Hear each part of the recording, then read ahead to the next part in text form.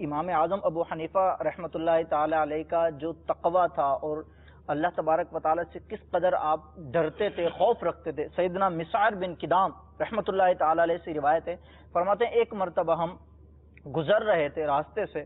کہ اچانک بے خیالی میں امام اعظم ابو حنیفہ رحمۃ اللہ تعالی علیہ کا پاؤں ایک لڑکے کے پیر پر پڑ گیا، اور آپ رحمۃ اللہ تعالی علیہ کا جب پیر پڑا تو لڑکے کی چیخ نکلی اور اس نے کہا یا شیخ الا تخاف القصاص یوم القیامہ، اللہ اے جناب کیا آپ قیامت کے روز لیے جانے والے انتقام خدا بندی سے نہیں ڈرتے؟ اللہ بس یہ سننا ہی تھا کہ امام اعظم ابو حنیفہ پر غشی طاری ہوئی اور آپ بے ہوش ہو گئے۔ اللہ کچھ دیر کے بعد جب آپ کو ہوش آیا تو سیدنا مسعر بن کدام رحمۃ اللہ تعالی علیہ فرماتے ہیں میں نے عرض کی حضور آپ ایک چھوٹے سے بچے کی ایک بات پر آپ بے ہوش ہو گئے؟ آپ فرماتے ہیں کیا معلوم کہ یہ آواز غیبی ہو میری ہدایت کے لیے۔ اللہ اللہ اس قدر آپ خوف کر رکھتے تھے اللہ تبارک و تعالی کا۔ اب یہاں ہمارے لیے ایک مدنی پھول یہ ہے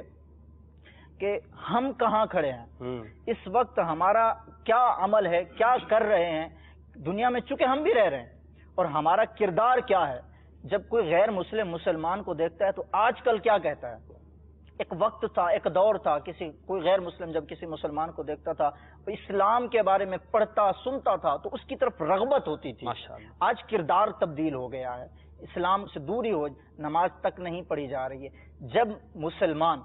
ان اسلاف کے راستوں کو اپنائیں گے، اپنے کردار کو اچھا کریں گے تو غیر مسلم جوک در جوک اسلام میں داخل ماشاءاللہ دعوت اسلامی نے یہ یادیں تازہ کی۔ ابھی نگران شورا دامت برکاتہ عالیہ پچھلے دنوں کا یہ واقعہ ہے کہ کہیں گزر رہے تھے، راستے میں پیٹرول پمپ پر پیٹرول بھروانے کے لیے رکے تو نگران شورا اور دیگر اسلامی بھائیوں کا یہ مدنی حلیہ، امامہ، داڑھی، زلفیں اور یہ سفید لباس دیکھ کر ایک غیر مسلم اسلام سے متاثر ہوا، تھوڑی دیر آپ سے سوالات کیے، تھوڑی دیر کی انفرادی کوشش میں الحمدللہ عز و جل اس کردار، ظاہری کردار کو دیکھ کر وہ غیر مسلم مسلمان ہو گئے۔ تو ہم دعوت اسلامی کے ماحول سے وابستہ ہو جائیں، مدنی انعامات پر عمل کریں، انشاءاللہ عز و جل پھر وہ دن دور نہیں کہ انشاءاللہ عز و جل ایک عروج و ترقی اور مسلمانوں کو انشاءاللہ عز و جل دیکھ کر لوگوں کو محبت پیدا ہوگی اور اسلام کی محبت لوگوں کے دلوں میں انشاءاللہ پیدا ہوگی۔